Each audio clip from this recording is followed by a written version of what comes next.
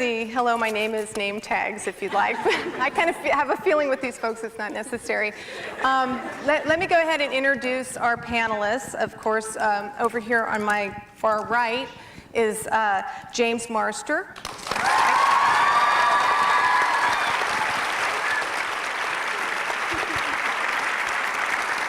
Next, we have Michelle Trachtenberg.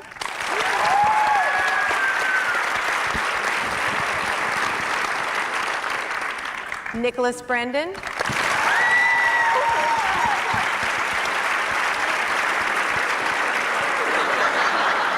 Don't look back.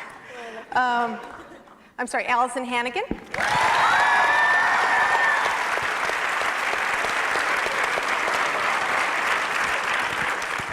Creator, Joss Whedon.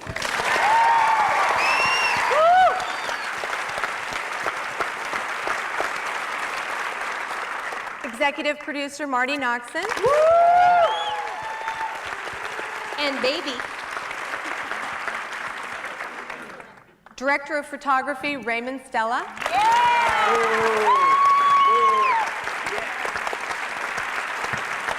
And production designer, Carrie Meyer.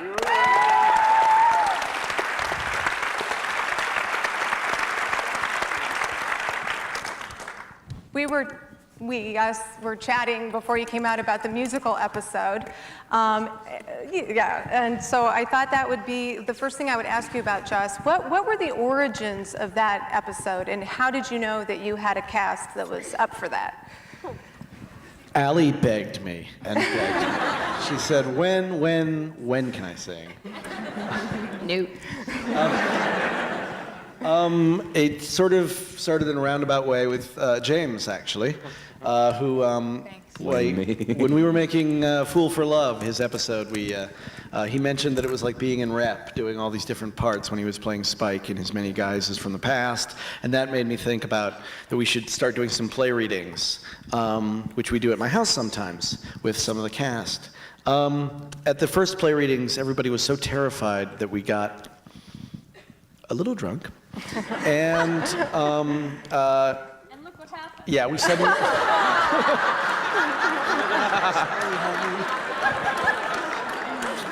Hey, Marty, prove it, all right? Prove it.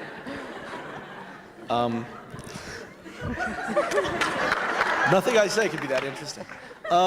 Anyway, not quite that drunk. No, not that. Oh God.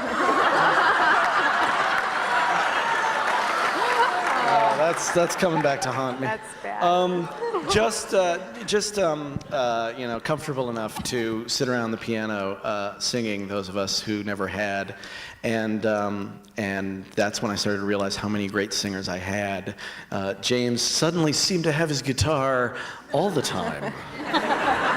At the drop of a hat, or actually even with no hat, he would play, and he's written amazing songs. Tony, of course, has been singing for years. That's what started. We all wanted to hear Tony sing. And Joss didn't even know you could write songs at first. Well, You said you sucked. I thought I was brilliant. And then he would come out with like a song that would like lay waste to everyone, and it was like, I'm not crying, every time. Drunk. And anyway, I always, from the very first episode, I wanted to make a musical more than anything in the world, and finally I realized I had a cast who could handle it, and I actually had a couple months off. So, like I said, it's a long story, but that's why. Because I realized I was going to get one opportunity, that I'd never make another show that would lend itself to that. I'd never have a cast that was this talented on so many levels, and there was stuff I didn't even know about yet. And about how good they could be and how hard they could work. They didn't know how hard they could work either. They're a little pissed. So I finally sat down and conquered the fact that I can't actually play the piano and wrote it. And then they all had to do it. Because I'm their boss. Who surprised you the most? Who had the undiscovered musical talent that you discovered?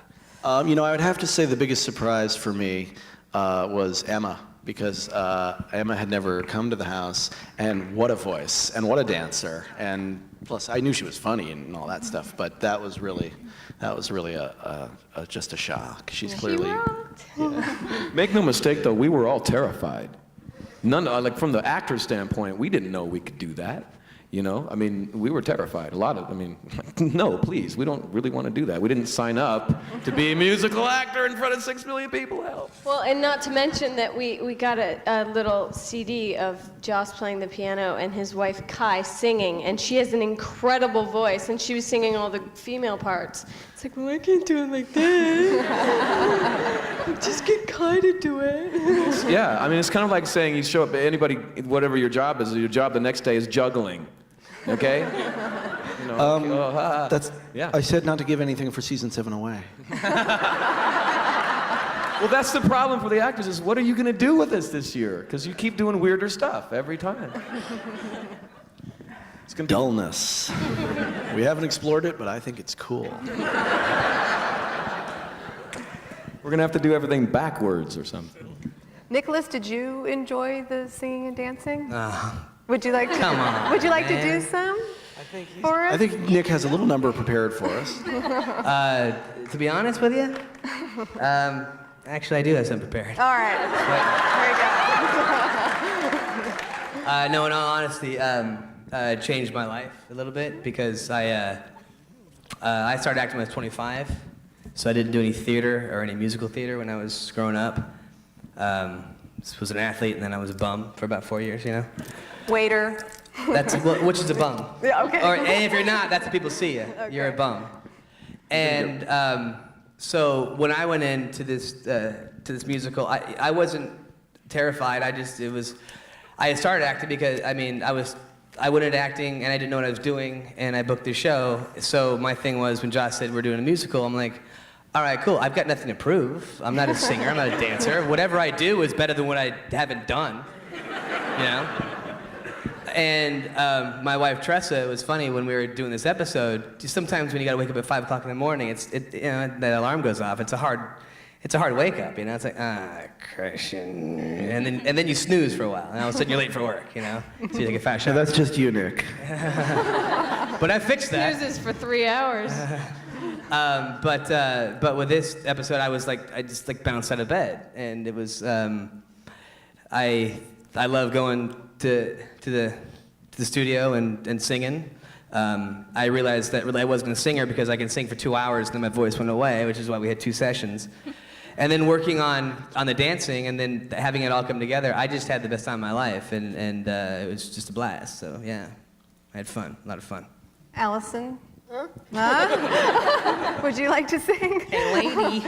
You know, I constantly threatened laryngitis and never wanted to be, no. So I have very, very little singing in the musical, but once I found out the magics of technology, wow, I would have been, give me a solo, Joss.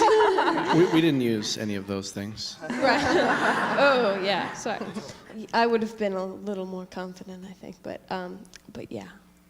And how about you, Michelle? Yes, that was my next question. Very good. You were enthusiastic at first, as I recall. Oh, woohoo was the first word that came to my head. Singing makes me very, very nervous, but it's all your fault.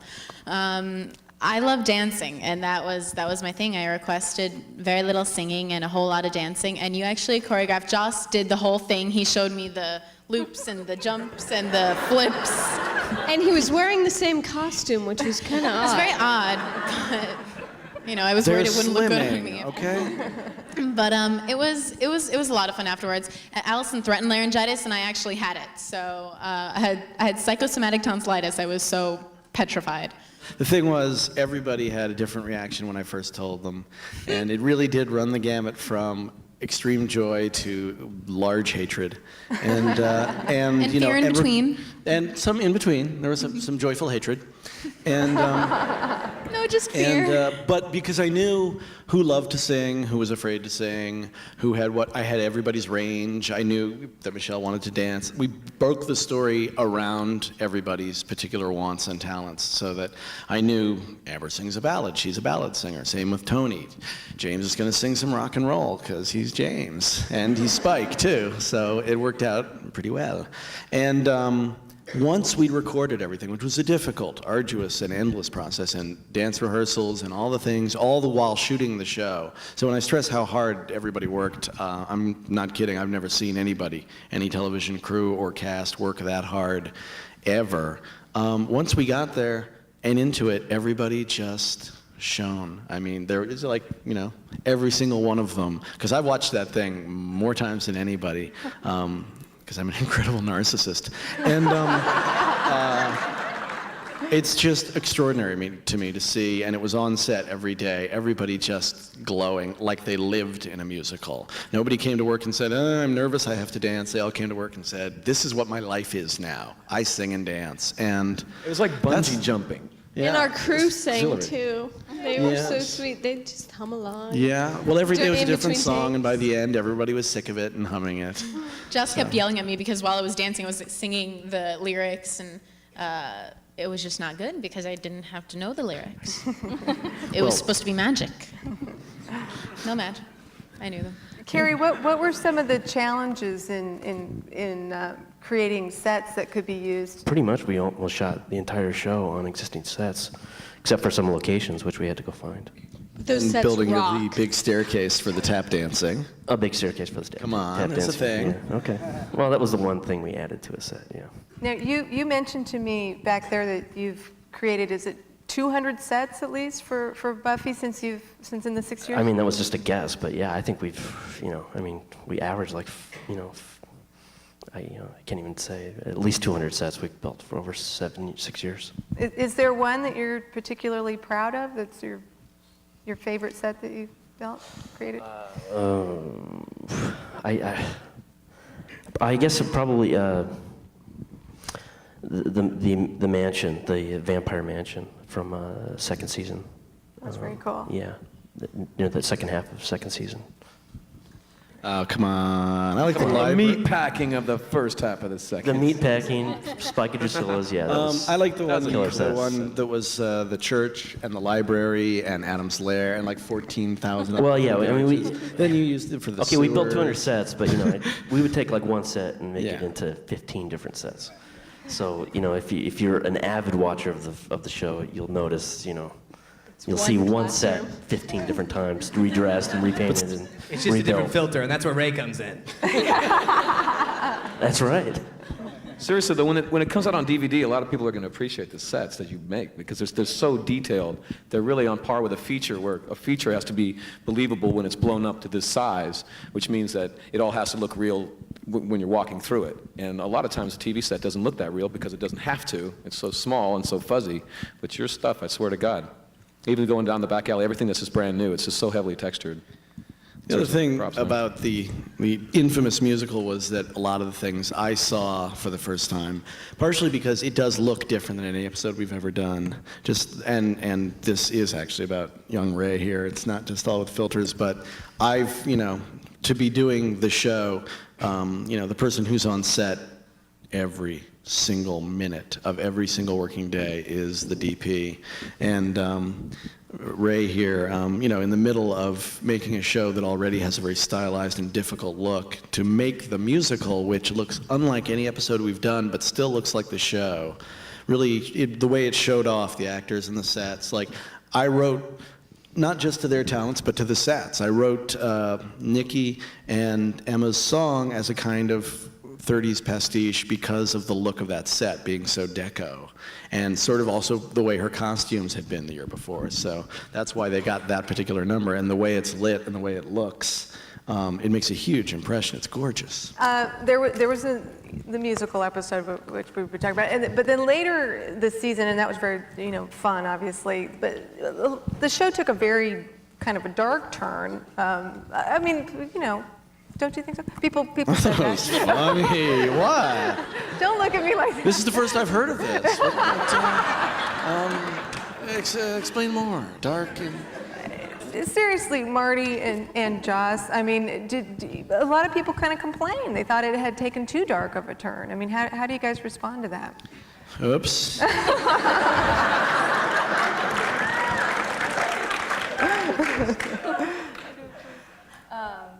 With the mic. With the mic, okay, I was talking into the mic. You probably could. He was saying, I liked it, Mommy.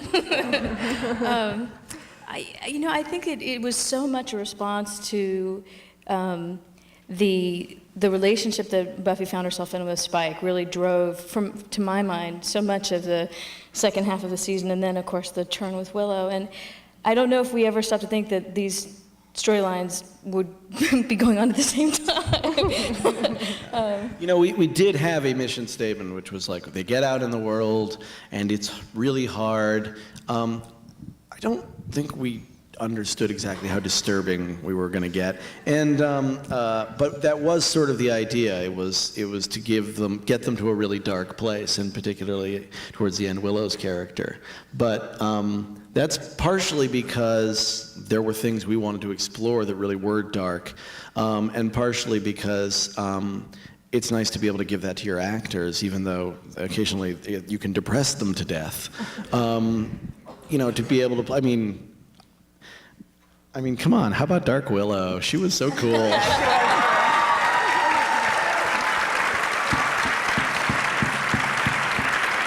did I have to be so veiny? Well, I wanted to go with acne. It was, That's kind of a perfect thing. I mean, Buffy grows up, so does everybody around her, and as everyone knows, you move out of mom's house and things get weird, So the issues, I think that it was very wise to let Buffy graduate high school and become a young adult, and it would be silly to try to keep the issues, first love, first kiss, boyfriend gets mean on you. It has to develop if it's going to be organic and be true to someone growing up. Which doesn't necessarily mean that it always has to be as dark as it was this year. I mean, we had to sort of buy back the fact that Buffy had been dead and had been in heaven, and that her experience on Earth was going to be a real journey and a real struggle. But we definitely do aspire to, make things a little less grim next season on UPN. Some of our characters don't want to die. Tune in.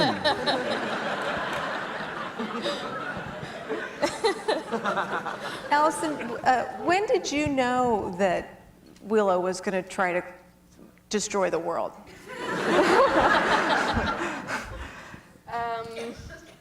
Oh gosh, well, when I was sitting at home watching it, what the hell is she doing?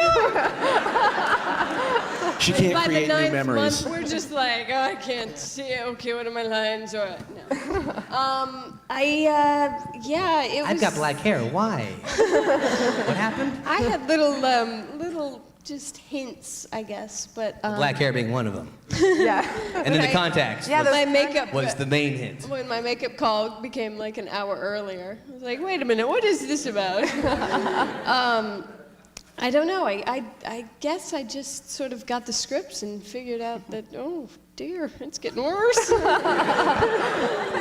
thought we had long talks about this. I found And then out a there's lot that, through my too. boyfriend. Yes. You talked to my boyfriend more than you did. I found out through him that I was gonna go all of you. I knew the book sucking thing. That was cool. Who hasn't sucked a book from time to time, huh? I knew how my hair was gonna get black and why, but I didn't know about the whole Flaying? Yeah, oopsie. The flaying was cool. Yeah, man, I know a lot of chicks who were into that, actually. They like roaring for you. Do it again! It was great. I was eating Chinese food when I saw that. I haven't. I stopped eating Chinese food after I saw that. I just saw it in person. I haven't seen it but it was gooey. And Nicholas, you saved the world at the end. I gotta tell you, not my first time. And right now I'm in talks with Sharon. It's weird. No, once you do it, these people think it's real, I'm going to see Putin in Russia in a week. My book is filled right now. At least until we go back to work. I'm going to do some good work, people. Okay? You are going The war is over. So says Nick Brendan. There's a lot of people that you need to remind about your preschool experience together. Yeah, He'll tell Arafat about his crayon.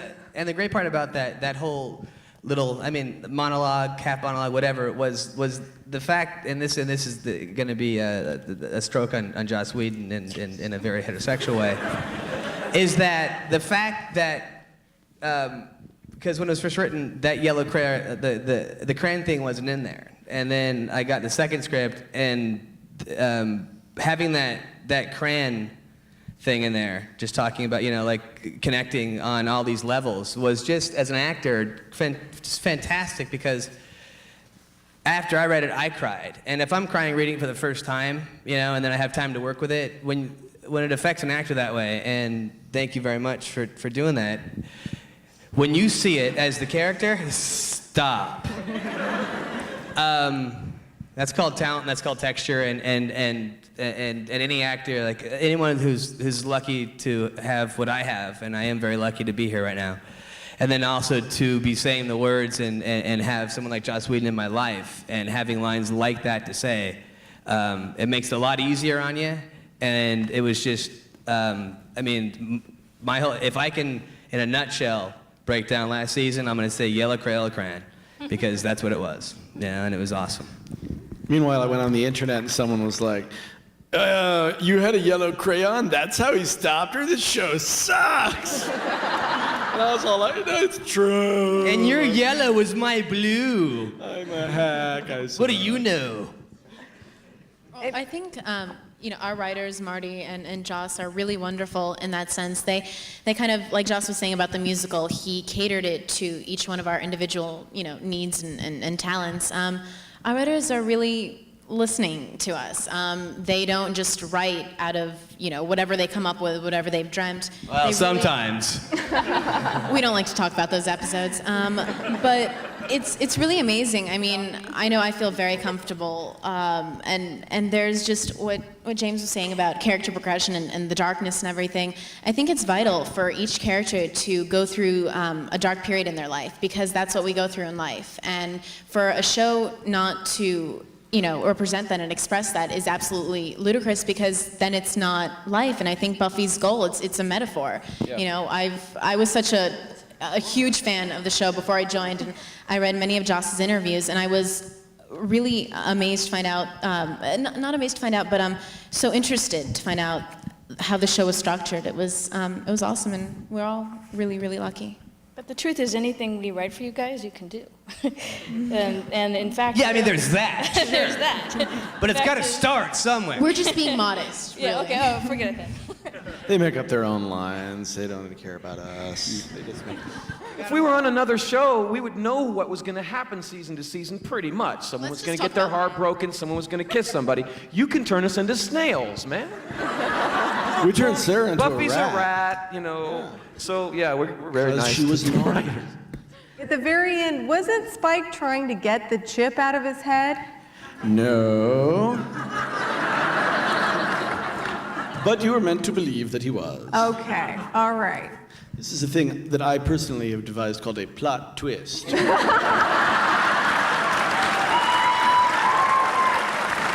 I think it's going to catch on with the young people. Which actually, Joss bought the rights too, so whenever there's a plot twist, he gets paid. It was surprising. It was good. It was a good twist. Well, it will pay off. No. I'm not crazy. The show's not over yet, correct? What? The show's not done yet, so there. We don't have any scripts. So there's a plot twist for next a season, reason. but- It's not a movie. Everything's not done. So. But we do have next year figured out, and this is the part where I get to not say anything about it. Right. But always fun for everyone. But we're actually really excited. Again. But Spike will have a soul. Yes, and that always works out with really this. well, and it's very simple. Yes. And is this going to be like an angel kind of thing where he's not going to be able to have sex anymore? It's all she can talk And I get a about. timeout for you. It's all sex, sex, bad sex. idea. I think it'd be I bad think to reach our Red show Angel. clearly comes down to Kent's sex before marriage. And so, no, it's, you know, if it's like an Angel thing, that will be embarrassing because we have an Angel thing going on another network. Yes, That was the other thing you invented, originality, right? yeah, along the with the spin plot off twist. is Gotcha, also okay. All right. again for me. But no, hopefully it will be very different from Angel. Obviously, there's some similar things that are going to happen, but oh my God, it's not going to be anything that Spike has ever gone through, and if we're lucky, it's not going to be anything James has ever had to portray because it's fun to challenge him. James is the one who, when I did the musical, said, well, let's face it, if we're not getting the shit scared out of us once a year, we're not working hard enough.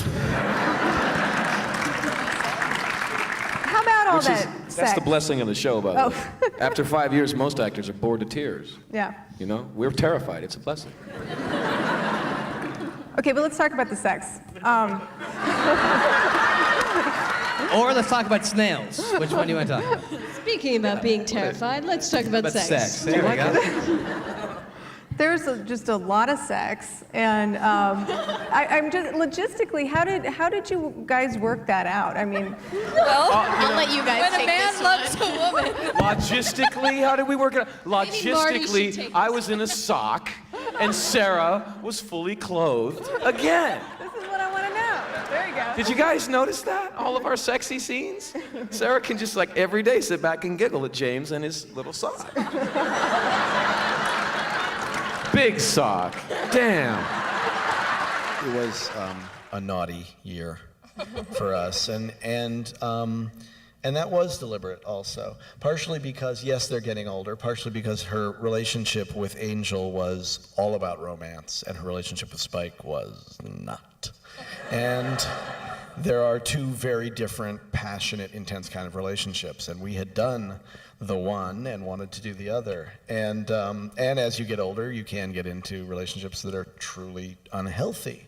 And but at the same time, there's also the fact that you know, we had played metaphor for 5 years, and We ran out of ideas. we weren't gonna say Marty it. got hers. So we all got drunk, Marty got pregnant, there are more ideas now. Well, you know, it eventually you sort of have to put your cards on the table a little bit. Even though we still played metaphor, it was like when Buffy and Spike first had sex, my first comment was, au revoir, monsieur métaphore. It was so graphic. But at the same time, they were in a metaphor. They were in a falling down house, which was very, very clearly, you know, what Buffy's life was, what was happening in her life then. It was just, she was losing herself. So on the one hand, and the same thing with Willow and Tara for a long time. When we started, it was a metaphor. It was spells, it was magic, and then we wanted to come out and say, okay, eventually we're just being too coy about this. We're losing the reality of it if we don't just say it. And they, you know, they became girlfriends truly and became physical with each other. At the same time, we still could play the metaphor. We could play it about magic.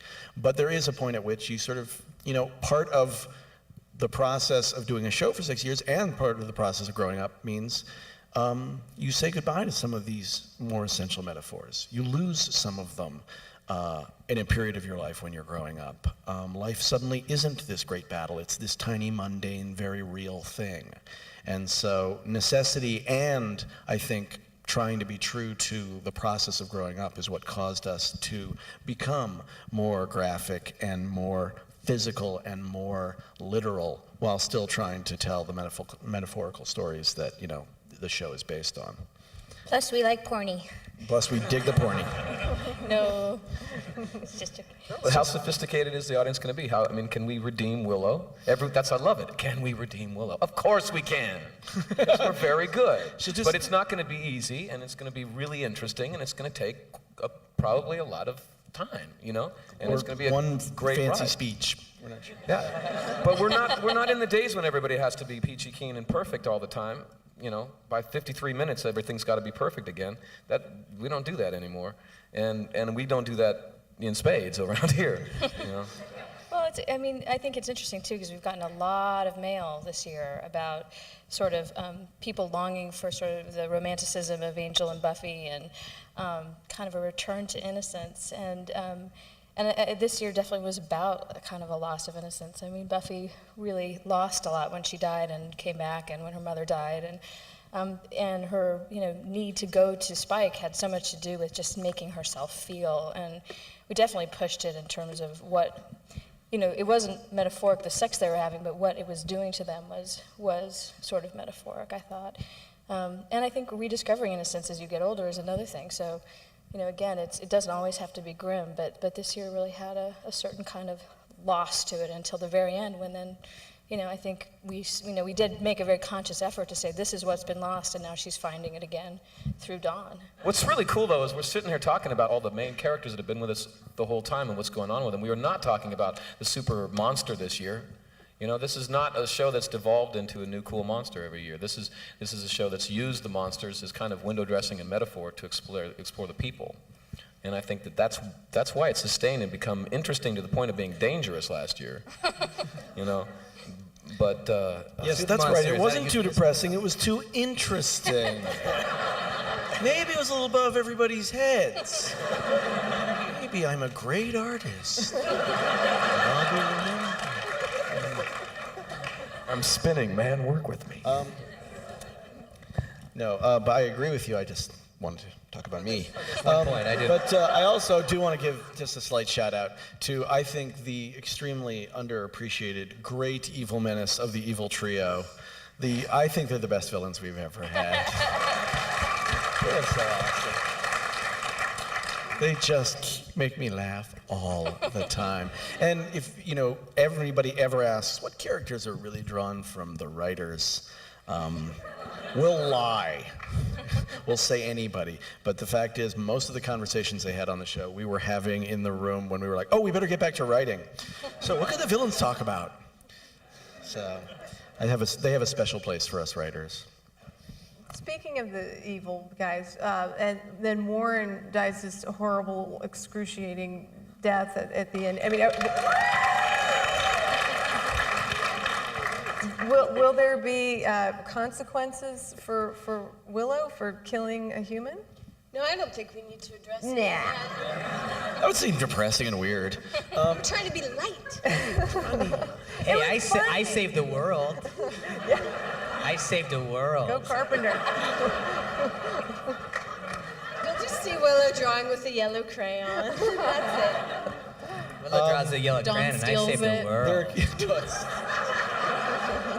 There are consequences for everything. Again, not to the point where she'll spend all year going, I wish I was dead, why?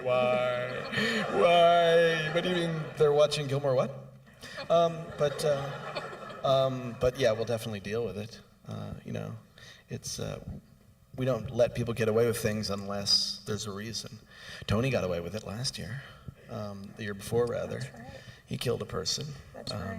And nobody ever found out. But he's in jail now. That's where he went. No, I didn't mean on TV. I meant in Oh, in real life. It wasn't real, I swear. I'm in jail. What if That was funny, by the way. Will he be back? I'm actually hoping that we'll get to see a good deal more of Tony this year than last year. I do believe in what we did last year, but I also believe that, it was, with the feeling of loss was greater than even I realized, because at the beginning of the year, we knew he was going to come back at the end of episode 21, and it's still the first time I saw the footage, I was just blown away by, what a gap he filled, what an incredible presence he has, how much he brings to the show.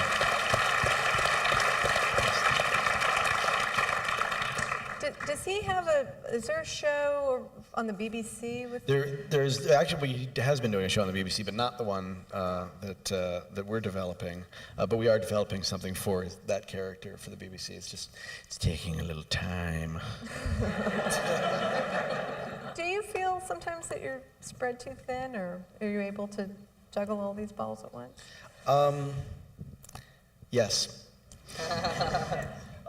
Both always, and I felt it in the first year of Buffy. As I have more work, I have more people like Marty Noxon in my life that I can leave to mind the store with complete confidence. And, you know, we have an incredible writing staff, you know, and an incredible crew, and, you know, and these bums over here, and people, you know, with whom I trust my artistic life. And that's what makes the difference. That, and, you know, I'm a little more focused than I was in the first year, because you have no choice. There's not one of the shows that's gonna say, hey, you know what, this week you don't have to do an app, you're tired, it's okay, it can suck. You know, you find it, you find the time. And, I don't think there's ever been an episode of Buffy that sucked, but sweet. again, I love you. So Lesnick, Mona Shell, Sounds Nikki good. James. Sounds Yeah, good. Lesnick. That's cool. I'll deal. You know, that happened. I'll deal with it. Michelle, Dawn had some serious butt kicking to do at the end of the season. Is she mature? What's going on with her? Is she gonna grow up? You mentioned that she's gonna get to wear black next year. Well, you know, this is my promise, and I have witnesses. Joss has promised me that Dawn can wear heels and actual black in her wardrobe because it's just time. I've been wearing sneakers for the past 2 years, and that's really not so fun anymore. You don't need heels. Like 6'1". Yes, I am the taller of the girls, but I'm hoping for more ass kicking. It's fun, man. Especially in heels. In heels, yeah. Wait till 6 a.m. on a Friday night, man. That's true, but it's, you know, this past year has kind of been, and Joss and I and Marty have talked about this. This is Dawn's kind of a look at me, I need some attention here, and that's gone. That's over with. She's over that, right? No whining. Or is it? Oh dear. But this coming year, you know, Dawn has had these past years with everyone around her, influencing her so much from, you know, evil Willow and you know, Solely Spike. To Clem. Can we get like a little applause for that guy, Clem? Come on. That guy's adorable. Good job. Awesome. He's really great. More scenes with Clem. But this is what I was saying about the whole life thing. Characters need to progress. And, you know, if we were all pigeonholed in the same thing, it wouldn't be fun. So whether that's ass kicking or heels, it'll just be a character development, heels. And or pumps. It'll work too, really. Come on, work with me. Looks like a pump, feels like a sneaker.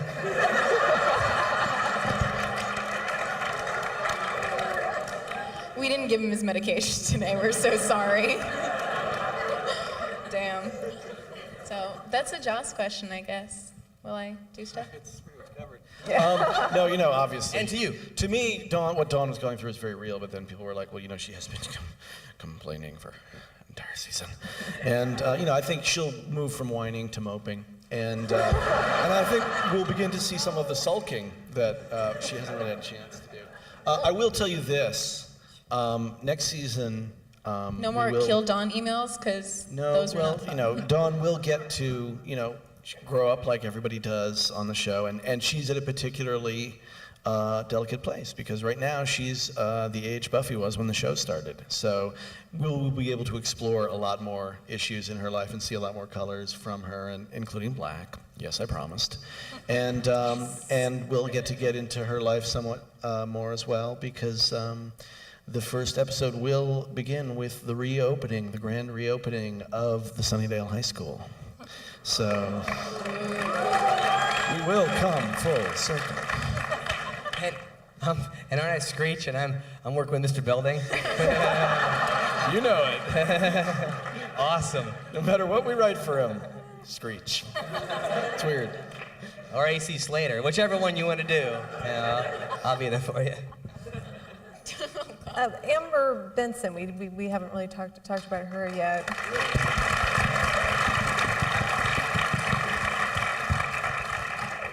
Couldn't she have just been wounded?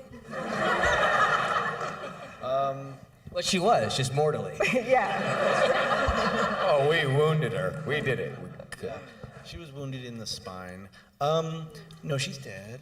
Yeah. It's sad, I hope. Because if people were laughing, we failed big time.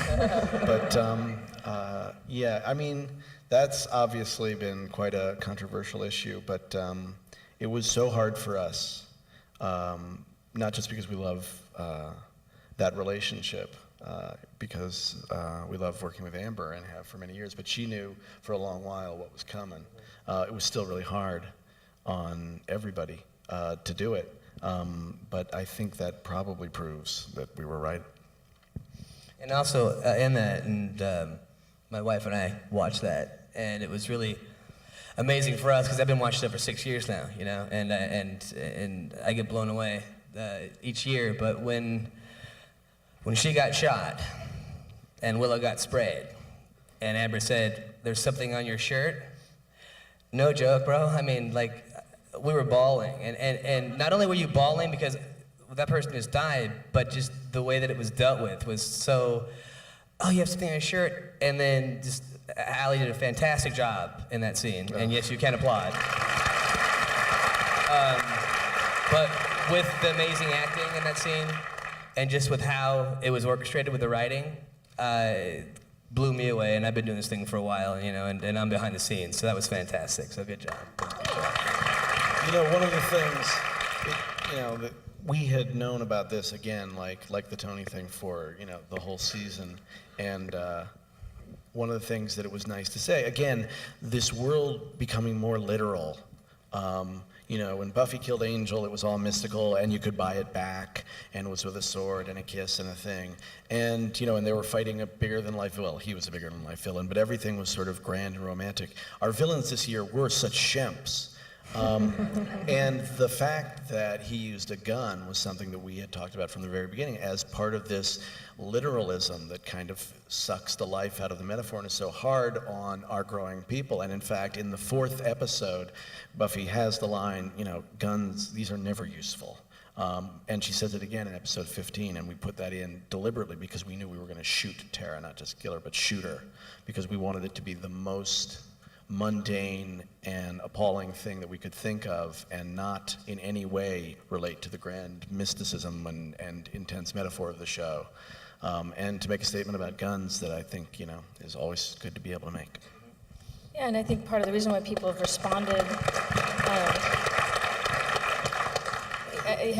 so intensely, in addition to the fact that they love seeing, you know, a realistic portrayal of you know, gay characters, was that it was so shocking. But both with the death of Buffy's mother and this, I think both times you didn't pull any punches, and the intention was, you know, you know, the emotional reality of the show is what we strive for every week. You know, it is a fantasy world that we create and that Joss imagined, but when it comes to things like death of human beings and loved ones and love itself and all the things that we try to say stuff about, it gets very real, and it wouldn't have meant as much if it were some strange fantasy thing, you know, or if she'd been decapitated by a demon or something. Or if it was somebody that we'd seen for 3 episodes, if it wasn't somebody we loved as much.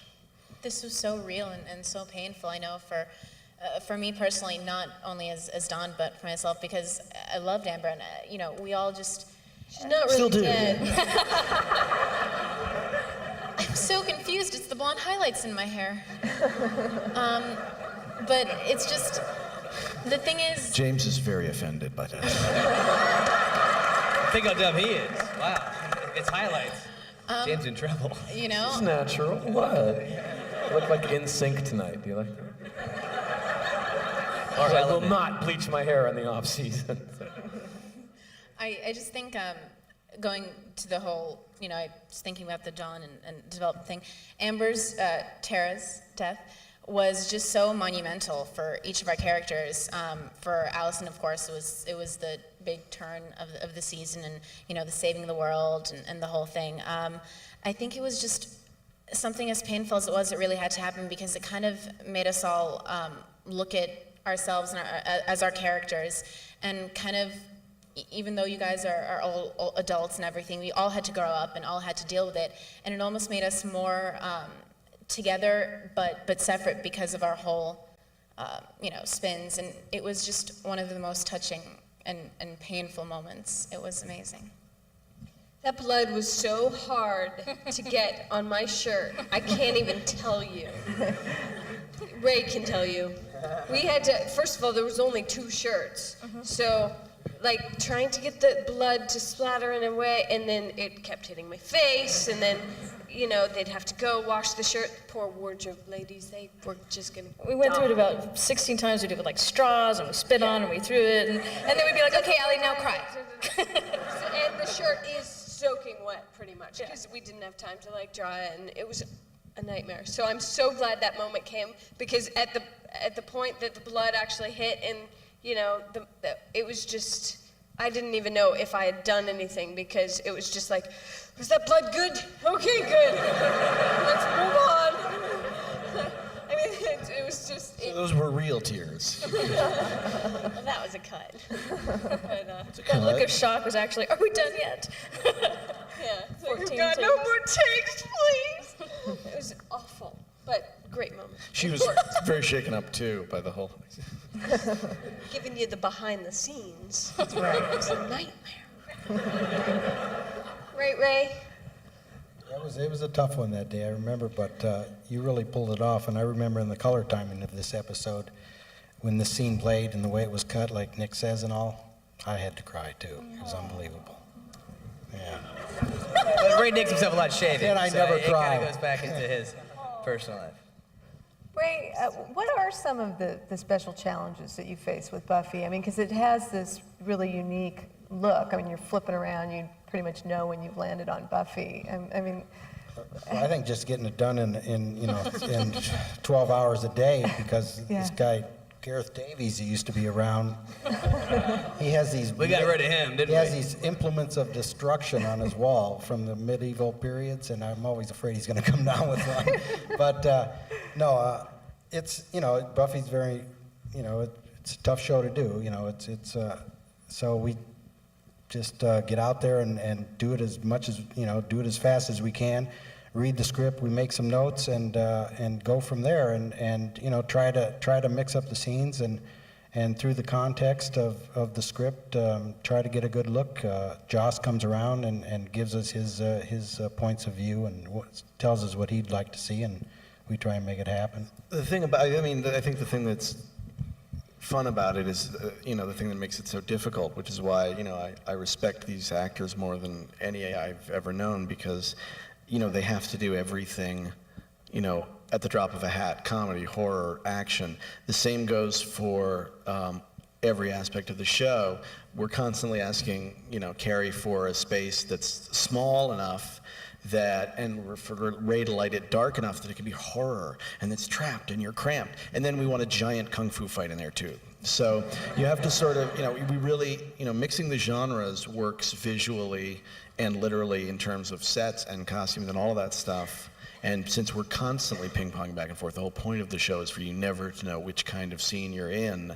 It doesn't become that, hey, here's a comedy scene, put all the light in front, make it really bright. You have to be true to the reality of the thing, while still, having it bright enough so that the jokes they do land, yet dark enough that the horror lands, and the space and the light are very, very specific and very difficult to create, and the amount of time that these guys have to do it and the amount of money that they have to build things is not so large. Well, and thanks. I didn't think you realized this. And every week, I think the show looks beautiful. I think it has from the start, and I think these guys carry that on extraordinarily. One of the great things I notice about Ray's lighting is you can always tell where the light is coming from and from what, whether it's sunshine coming in from windows, whether it's firelight, whatever it is, what time of day it is always very clear with the lighting. And that is easy to do if you're willing to let the actors suffer, half of them in half light.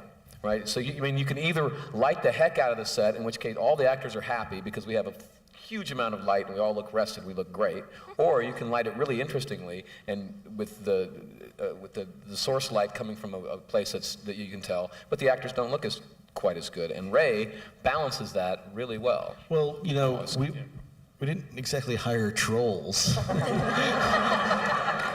I realize you can all act, but there's also another reason you're TV stars. And Ray also has to fight that there's a lot of girls on the show, and we like our little hairs like this. So he's got this much space to get light into.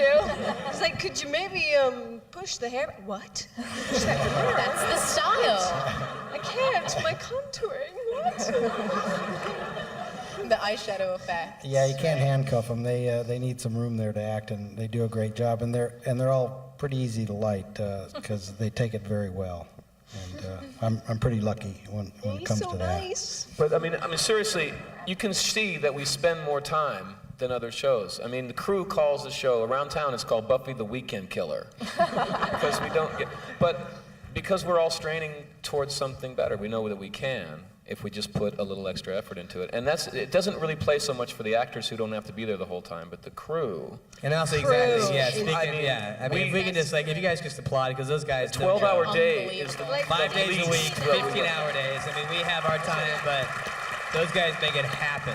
There's like most TV shows, if you work a 12-hour day, that's the max. That's like, we worked a 12-hour day last month. It's a big deal. If we work less than, or if the crew works less than 12 hours a day, that's a special thing on Buffy. I know it's hard work, but it's fun because we all love what we do. We come there, you know. We can just tell because Ray's so nice is because he wants to be there every day. And our writers like writing for us because we love speaking their words. And we work hard for you guys. Well, so Ray, thank really... you for coming out here to begin with and for watching us. You've assembled a group of people that really kind of care about each other, frankly. The crew. Well, I mean, you know, we've been together like 6 years. When we started talking, it seems like years ago, you know, I was talking about how the musical started, and it just, everything, you know, it came from that episode we were doing, which we were so excited when we were working on it, and it was so much fun to make, and it led to so much more, and it really does come from these people on both sides of me. You know, Carrie is working on Firefly, but he's also working on Buffy, and yeah, a lot of the people from Buffy and Angel went to Firefly because, you know, they had been on the shows for a long time and they wanted to move on. And to be able to have that rather than just doing something completely different, just increasing the family and keeping it within the circle, because the circle really exists between what we get back from you, what we give to each other, what we get from Ray. Everything Allison said, since I don't get lit, I think I can say this without being accused of looking for the light, is true. You know, it's the energy that's on a set, a lot of it comes from the DP, and that's really, really important. And I think the energy on set is really good. You know, I've been on the other kind of show, and it feeds us. It does. My love for these guys, you know, makes me want to work harder for them, and that applies to every single crew member. And you can tell when we did the musical, you can tell when the dolly grip is really excited about a camera move because he understands it's part of the story. You know, he's not punching a clock. He's telling a story. And I think every single person, the sound guy, every single person on the set has a chance to feel that because the actors feel it, because the people who are, you know, setting the tone like Ray and Marty feel it, because everybody in every department is going to be pushed as hard as they can to work as well as they can and going to be appreciated for it, because if they didn't do it, I couldn't do it. None of us could, and the thing would collapse. So you're trying everybody to save loves your ass with everybody. Wayne, aren't you? What? You really are. You were so specific. I remember that. Wayne is the dolly, is the dolly grip. He's fabulous, but you were making him like clear the pole on the third beat of the second measure. You know, I mean that's. No, and he was grumbling, but at the same time, when he got it right, he would like come on, like I got it, mate, it's great. Wayne grumble? I mean, I feel none of us ever have to worry, because not only are we surrounded by a great crew and a truly great, you know, DP, we just, we're told when we suck. You know, we can do an awful take and Giles come up and be like, yeah. Yeah, you know, I wouldn't have done it that way. He's like, let's try it this way. And he never tells us we're wrong, but you know, I know that the take that's going to be printed is not going to be awful, because there's just a whole trust thing. With the body, we did about 25 takes of, is she dead? Is she dead? You know, with Mom lying on the ground. And it was the last take, and every time it was just a little bit here and just a little bit there. And I was so freaked out because, you know, that's so much pressure. But in the end, I mean, the take that was picked, it's all about trust. It's great. I also, I'm being very facetious when I say we feel cheated on, because I don't think, by other shows, because I don't believe that Joss would never go do something else unless he felt like it was time in a way, and that the show had enough of a feeling of community and family and a sense of a staff of writers who have developed. I mean, we have incredible writers. Every person on our staff could run their own show, could write and run their own show. Well, yes, among others. I wasn't going to mention him. And I think that one thing I can say about you among many things, and I feel like we're sort of falling into the aren't we incredible show, but it's really truly true that Joss would never leave to do another show unless he felt like Buffy would be as good as ever, and he will work as hard as he can to make sure that that is true. I mean, I have no doubt that we're going to be just fine, and that he's going to, give himself to everything as much, because somehow it seems like he's just got this scary alien ability to just do more. It makes him do more. The thing about Joss is that he knows he knows where each character will be in like 20 years. He's that specific. When we were doing the musical episode, we were trying to figure out all the color schemes and how everything was going to work, like in the bronze with the dance and everything. And I forgot what I said, but I made a comment, and Joss was like, "Oh, honey, I will pick the color of your socks. That's how specific I will be." So he's a perfectionist, but it makes us work harder, and we're really damn proud of it. Yeah. For God's sake, somebody ask a question. I know. You know what? It's the end. That's a good question. So it's not really a question, but it's well, I guess we could. No, but we all have actually question booths outside. $5 a question. That's right. I'm on Lancashire. Allie's on Riverside. That's right.